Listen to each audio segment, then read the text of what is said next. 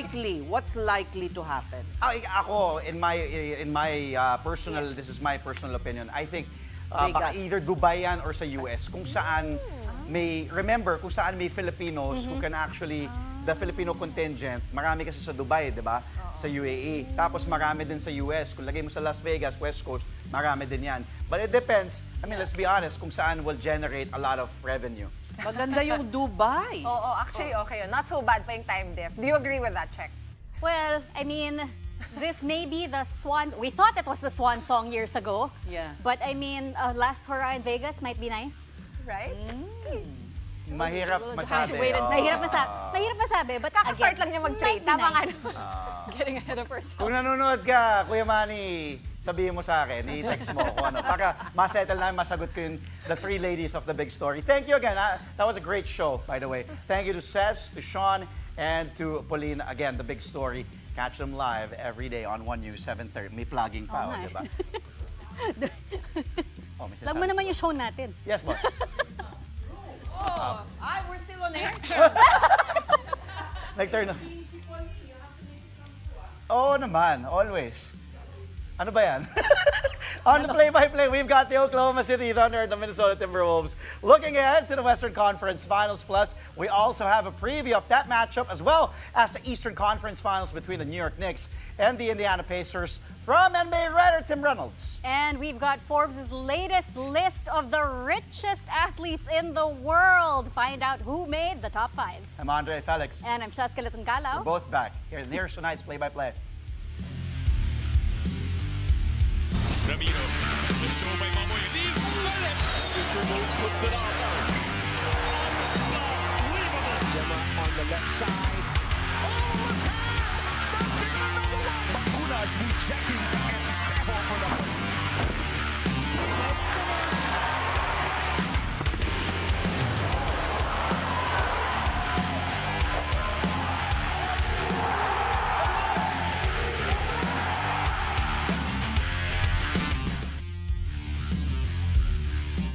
The battle for the best in the West in the NBA is all set to begin tomorrow. It is the league-leading Oklahoma City Thunder versus the Minnesota Timberwolves in the Western Conference Finals. The best-of-7 series will tip off in OKC with Game 1 set at 8:30 a.m. Philippine time. A short layover here for the Thunder after playing a do-or-die Game 7 against the Denver Nuggets Monday. The Wolves haven't played in almost a week after eliminating the Golden State Warriors in Game 5 of their series. Games will be played every other day. The first two will take place in Oklahoma City before moving to Minnesota for another pair of games. If necessary, Game 5 will return to OKC. Game 6 will be in Mini again. And a winner go home. Game 7 will be back in Oklahoma City. The Wolves are in the conference finals for the second straight year, and they're looking for their first trip to the NBA Finals. The Thunder, meanwhile, are back in the Western Finals for the first time in many years and are going for their first finals appearance since 2012. It was an even series in the regular season between the Thunder and the Wolves, with both teams scoring 2 wins against each other. But Thunder head coach Mark Daigneault says that the two squads have already evolved immensely since their last encounter way back in February. Daigneault believes that although familiarity will play a factor, it will be the developments in Game 1 that will dictate where this series goes. He also acknowledged Minnesota's strengths by noticing that OKC needs to be at its absolute best from the very start. Yeah, they're a lot different from Denver, for example. You know, like I think, especially on that end of the floor, you know, Denver tends to gap you more and try to shrink the size of the floor by backing up and filling gaps in that way. This team is more pressure oriented. I think Gobert gives them a lot of confidence to do that.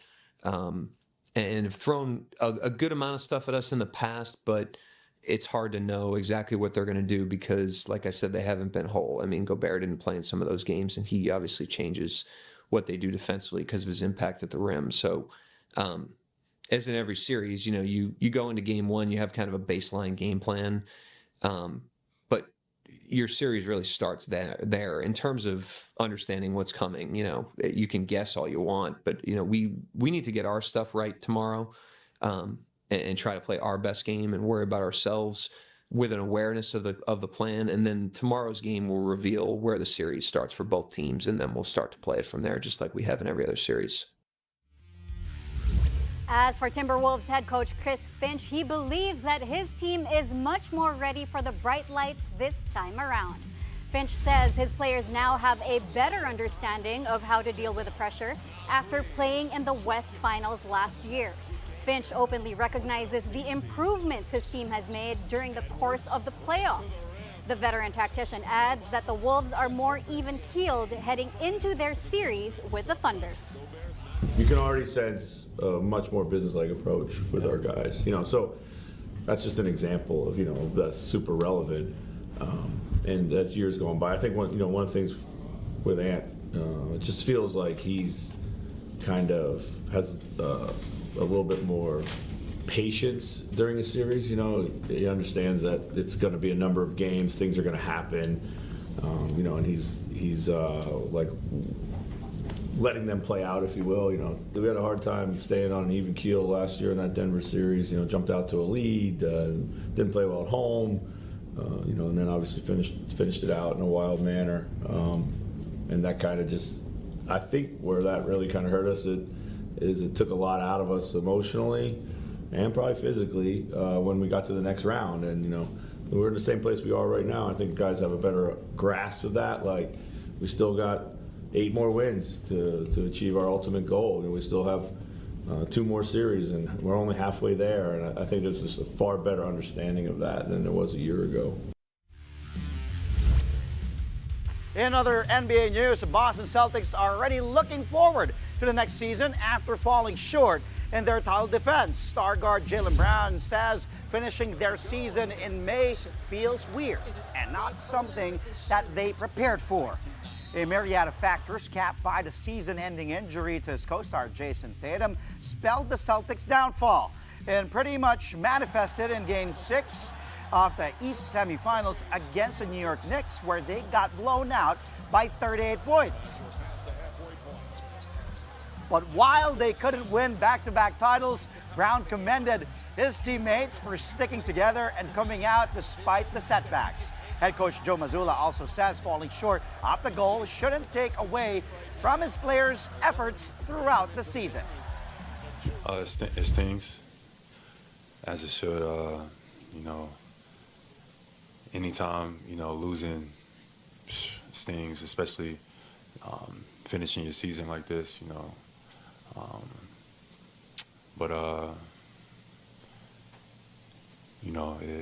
it just wasn't our year. Battling through injury, we had some ups and downs, X, Y, and Z. But I'm proud of our guys that came out and fought. Still have a lot to hang our head about. Just tonight, unfortunate. It sucks. You take time, sit back and kind of figure it out. But I'm excited. Things didn't go your way this year. Things didn't go our way this year. And it's unfortunate, but, we hold our head up regardless. Losing to the Knicks, feels like death. But, I was always taught that there's life after death, so we'll get ready for whatever's next in the journey. I'll be ready for. There's a perspective. At the end of the day, we set a goal out. We didn't achieve that goal.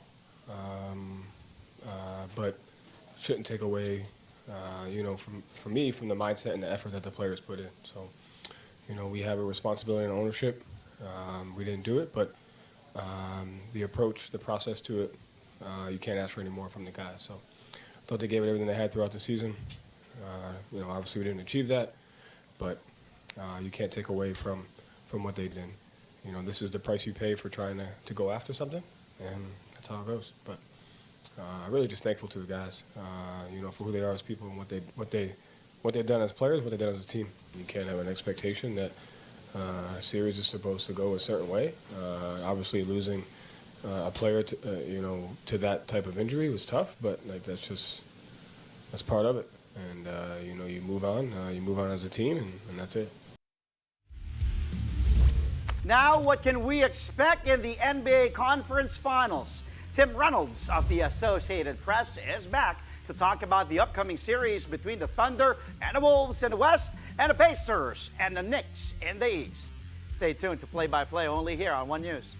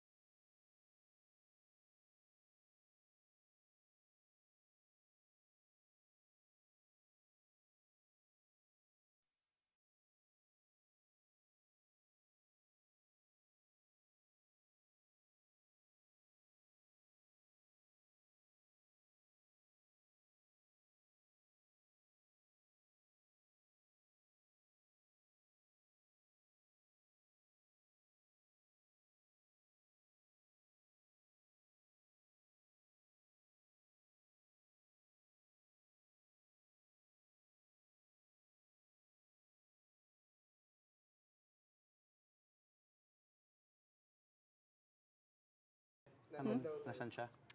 Florida. Saan sa Florida? Walang locator eh.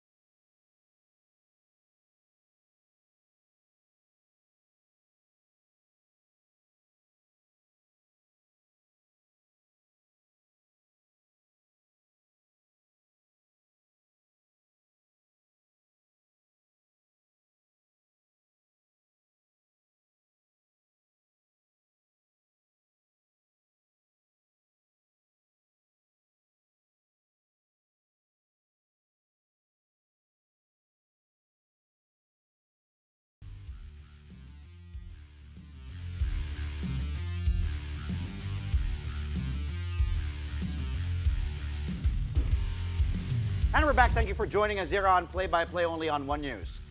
The quest for the next NBA champion is down to the last 4 teams. 3 of them have never been a champion, while the 4th has not won anything since the 1970s, right time. around the time Andre was born. To help us break down, just joking, we're the same age. No, it's fine. Yeah. To help us break down the 2 exciting conference final series, we have the Associated Press NBA writer Tim Reynolds. Welcome back, Tim. Thank you for joining us again tonight. First of all, it was also around the time I was born, so we're going to stop with the wisecracks about how long it's been since the Knicks won something. That's just poor form, Jessica. My goodness. I'm sorry. But I had thanks, to. Tim. Thank you for coming to the rescue there. I really appreciate it. Well, I was actually born 3 months after the Knicks won, so I don't get to see a Knicks championship in my lifetime. That's awesome, though. That's close to your heart. Well, good evening from Manila and good morning there in Miami, Florida. Yeah.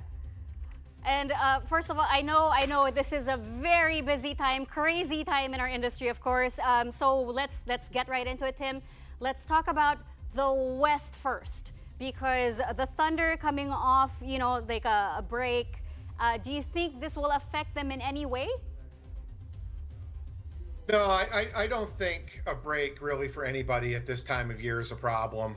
I know Minnesota had a few more days off. Okay, so you can look at it 2 ways. Minnesota had a few more days to rest and heal after the Golden State series.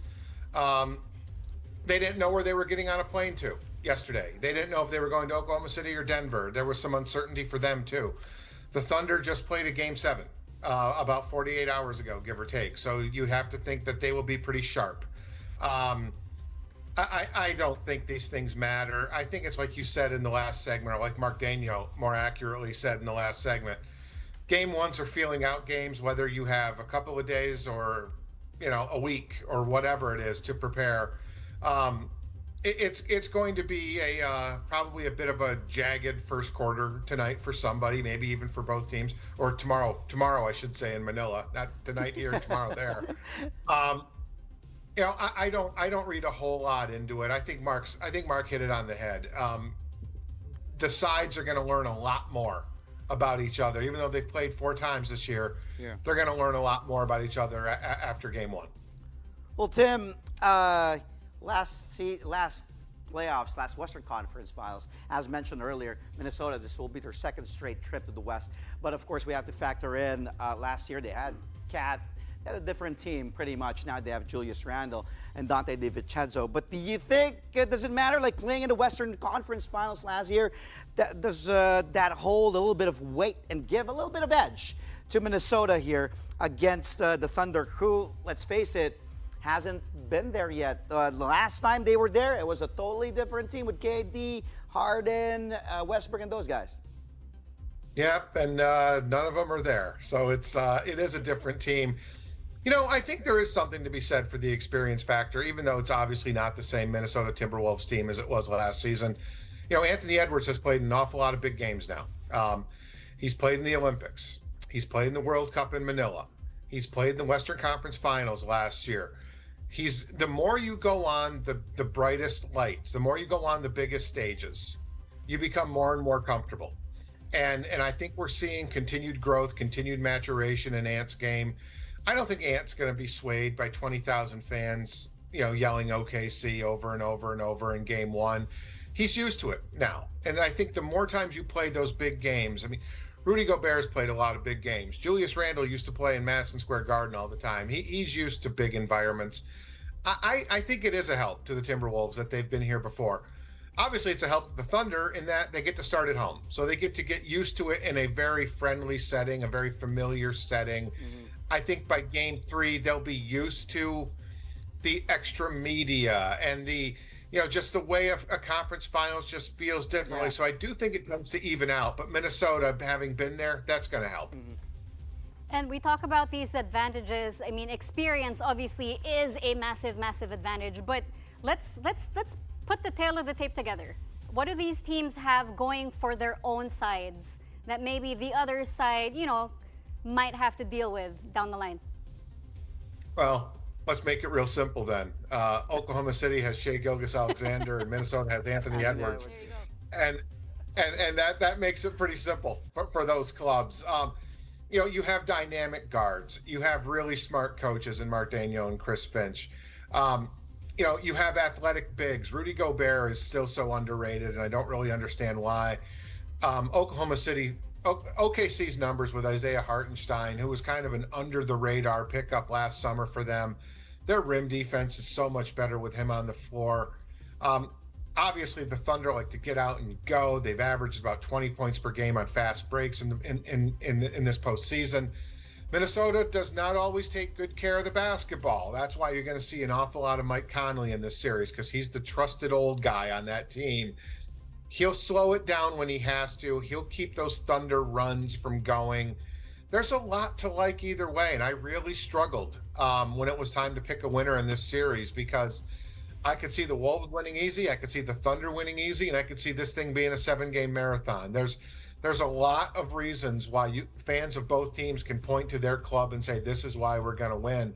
And they don't really align. I think some of the Thunder strengths are problems for Minnesota. I think some of Minnesota's strength is problems for the Thunder. I think it's going to be an incredible series. It's going to be an exciting series. And yeah, we couldn't have said it much better than you, Tim. Okay, you touched up on it already. Anthony Edwards pretty much leading this team against Shai Gilgeous-Alexander. Those two, arguably, now the changing of the guard with LeBron out, KD, Steph, Kawhi Leonard. If we're talking about age, yes, we are getting old. But these two, SGA and Ant, pretty much the future faces of the league. Talk about the head-to-head. Who has an advantage here? They were split 2-all in the regular season series, but in your opinion, if they go pretty much down the wire, head-to-head, mano-a-mano, Ant versus Shai, who gets the advantage? Don't do that to me. Don't do this to me. I just did. I know. And the beauty of live television is I can't hide from it. I think Oklahoma City being at home, if it does go the distance, OKC being at home for a Game 7 gives them a slight edge, obviously. That said, Anthony Edwards doesn't care where you play. He just doesn't. He's got one of those games that's made for the moment. And, like you said, changing of the guard, pun very much intended. Shai Gilgeous-Alexander is going to be the MVP of this league here in the next few days, whenever the league gets around to telling us that he won the award. Anthony Edwards is going to be an MVP of this league one day. He might be the face of the league now. He's got that beautiful smile and that enormous personality. Charisma. He's so outgoing, so gregarious. Shai's kind of the more quiet, more reserved guy. That's why, Ant, I think, is going to wear that crown of face of the league. He doesn't want it. Unfortunately for Ant, he's going to have it no matter what. I think just because OKC would be at home for a Game 7, that's why you give Shai the very, very slight edge in this series. It wouldn't shock me at all, though, if Anthony Edwards, who, as we all know, look who he sent home in the playoffs the last couple of years. LeBron, Luka, the Warriors, the run the Wolves had last year. He doesn't mind taking on some of the legends of this league, and he likes to send them home. So we could see even a different level of Ant in these Western Conference Finals, and it's up to SGA to raise his game to match Ant's. It's not one-on-one, but it's going to be pretty darn close. Yeah. One superstar cannot completely outplay the other in this series, or else that team's going to be in trouble. I'm just really excited right now. Very slight edge. Yes. I appreciate that he gave an answer, though, yes. instead of dodging. Yes. Thank you, Tim. We are live. You're right there, Tim. We wish we had a 1-hour show, but unfortunately, we just have to cut it short. Let's move to the East really quick, Tim. Okay, the Knicks knocked out the defending champs, Boston Celtics. Well, given Jason Tatum had to go down because of that Achilles injury, prayers up for JT. But now with the Knicks advancing, it's a Pacers Knicks. A lot of memories coming back here. Spike Lee, Reggie Miller, MSG, all those games. Okay, what's been working for New York lately? What's been working for New York lately is Jalen Brunson. I know Karl Anthony Towns has great numbers, and it's not just a one-man operation. Josh Hart does a little bit of everything for the Knicks. But Jalen Brunson, Mr. Clutch in the league this year, has been so good, particularly in end-of-game situations. His confidence is soaring. the way they closed out games 1 and 2 at the Garden. People will remember that Jason Tatum got hurt, yes, but remember what New York did to take the upper hand in that series. And a lot of that was Jalen Brunson controlling the last few minutes of a game. It's Jalen Brunson and Tyrese Halliburton in this series. I seriously think that the series comes down to which one of those guards plays better. Much like in the SGA Ant battle in the West, it's Brunson and Tyrese in the East series, and that's what's been working for New York is Jalen Brunson. That's what's also been working for Indiana is Tyrese Halliburton. Well, I mean, the Pacers also pulled off because what has been their key to success? Balance, Jessica. It's balance for them. They have basically, you never know who's going to be the guy on a given night. You know it's going to be Jalen Brunson for the Knicks. You know it's going to be SGA and Ant-Man for the Thunder and the Wolves. Who do you take away on the Indiana Pacers? Do you take away Siakam? Then Tyrese Halliburton goes off. If you try to take away Tyrese Halliburton, is it Miles Turner or Siakam? Or is it the bench? Is it TJ McConnell coming in and giving you a big lift like he can, these 15 points and 15-minute runs that he likes to give you? The Pacers have so much balance. They are built a different way than the other 3 teams right now in the conference finals. You don't know who's going to be the guy in any given night. Nemhards of the world. Okay, quickly, advantages of each team. Earlier, you did say advantage of Minnesota, they have Ant. For OKC, they have Shea. It's not that simple here in the Eastern Conference Finals, but quickly, who has the edge? And talk about the advantages. Go ahead. I think the edge is Tyrese Halliburton. I just think this is his time. I do. I think the Knicks have been an unbelievable story all year. Even without it's his going to be father? very tough with 5 since then. Indiana's just so good on the road, and they're coming in with so much confidence. The Cleveland Cavaliers lost 10 games at home all season. 5 were to Indiana. They don't care where they play. If they can go into Cleveland and go 5-0 in Cleveland this season, they're not going to be worried about having to win a game in Madison Square Garden. Also, we got to touch on this really quickly, the coaching matchup. Tom Thibodeau and Rick Carlisle, 2 absolute legends of the game. Yep. Rick Carlisle has been the calm in the eye of the storm throughout these playoffs. He hardly ever gets flustered. His team feeds off that. I do think it could go 6 or 7. I expect it to go 6 or 7. I think Indiana wins the East Finals. I think Reggie Miller's last series on TNT is the Pacers taking out the Knicks. How poetic would that be for Reggie if he were to call that game? I give Indiana a slight edge, and I could be very, very wrong because the Knicks are that good, but I just think Indiana's going to win it. They should lift that John Halliburton ban, by the way, because imagine having John Halliburton, Tyrese's dad, against Spike Lee. That would be so interesting But to watch. also, is Seattle getting in on this, by the way? Like, are we hearing anything from the people of Seattle? Because, you know, our age is coming out. I got a lot of emails from people in Seattle yesterday who are pretty unhappy that I wrote that the Thunder franchise has one championship. Now, I said it was Seattle in 1979. Oh, man. Wow, do those people get angry at that mention? They don't want the reminder that the Sonics are the Thunder.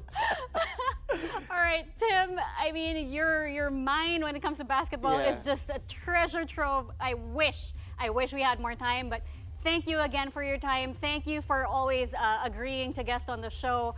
That was Tim Reynolds, NBA writer of the Associated Press. Wish it was a 3-hour show. Right? Yeah. All right, coming up, who cashed in big time in sports the past year? Find out who made Forbes' latest list of the world's highest paid athletes when play-by-play returns. Money. Oh, no.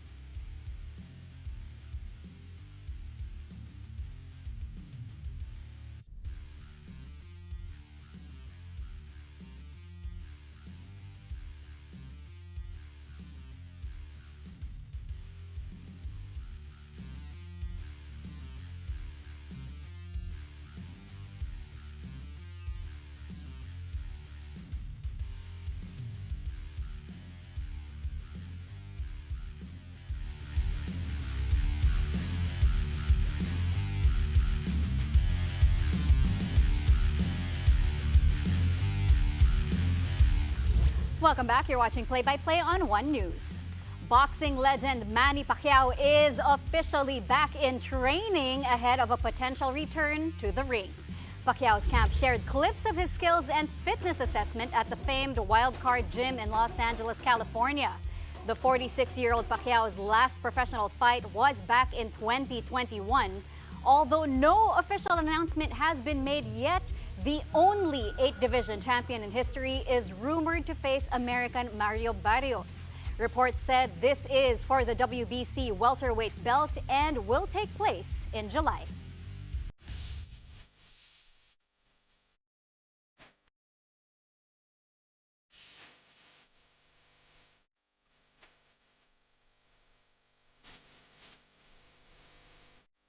Okay, folks, I'm back. No NBA games today, but guess what? Good news pa rin because exciting times ahead. We spoke to Tim Reynolds earlier. Conference finals on tap starting tomorrow. So tonight, we'll take a look at the top place in the postseason so far from each of the remaining teams. So that's New York, OKC, Mini, and Indy. Okay, let's start with the West leading Oklahoma City Thunder. Flashback. OKC, here's Aaron Gordon. And Jokic thought he had everybody screen like Holmgren and Ihart, but look at Hartenstein face to face with that block on the athletic Aaron Gordon. But of course, eventually we found out that he's nursing an injury with a hamstring. But what a block here by Isaiah Hartenstein. Big block. This happened, by the way, in Game 5 of the West semis, where the Thunder pulled off a gutsy win, 112-105. OKC eventually knocking out Denver in the semifinal round in Game 7. Hartenstein stepping up big time for the Thunder, posting 10.3 points, 8.7 rebounds, and almost 3 assists through the postseason. Great defensive play here. Okay, next up, Minnesota Timberwolves, of course. Ant-Man, here he is. A lot of dunks, a lot of posters, a lot of memes thanks to that man. And of course, his shoe brand, enjoying every time he has a highlight like that, leaving Kuminga skying high, elevating and detonating on big Kevon Looney. Nothing Looney can do there against Ant. That's just sheer talent and athleticism. This happened, by the way, Game 3. Wolves won 102-97 in San Francisco. Display summing up the Wolves' domination of the Dubs in the Western Conference semifinals, eliminating them 4-1, of course. Golden State without Steph Curry, but still, Ant-Man scorching in the postseason, averaging 26.5 points, 8 rebounds, 6 assists. Okay, quickly, let's go to the Eastern Conference with the Indiana, the big city, Big Apple. Oh, well, this time it happened at TD Garden, but New York, the Knicks. Derek White, inbounds, Jaylen Brown, and guess who gets a stop? That guy right there. Big difference for New York this season. Yes, Mikal Bridges, one of the Nova Knicks with Brunson and Josh Hart. And then, again, back-to-back big play on Jason Tatum before he got injured. Mikal Bridges, back-to-back big. That's why New York took that 2-0 lead in that series. Bridges, big for the Knicks, averaging so far 15.4 points, 5 rebounds, almost 3 assists, and 2 steals and a block per ball game. Check. Thank you. And before we go, Cristiano Ronaldo continues to dominate not just on the pitch, but on the payroll. For the 3rd straight year and 5th time overall, Ronaldo topped Forbes' list of the world's highest paid athletes with estimated earnings of a staggering $275 million. The rest of the top 5 are NBA superstar Steph Curry of the Golden State Warriors with $156 million, boxer Tyson Fury with $146 million, NFL quarterback Dak Prescott of the Dallas Cowboys with $137 million, and Lionel Messi with $135 million US dollars. Rounding out the top 6 would be Andre Felix with $125. Kuryente tubig nga lang, nahirapan na ako bayaran eh. Pag nagkaanak ako, anak, mag-sports ka. That's all from us tonight. Catch us again tomorrow, 8:30 p.m. for a play-by-play of today's top sports stories. And Play-by-Play is on One News, that's Signal TV Channel 8 on SD and Channel 250 on HD. We are also available on Signal Play and Pilipinas Live. Katabi ko. Money. I'm Andre Felix. Thank you for watching. Good night.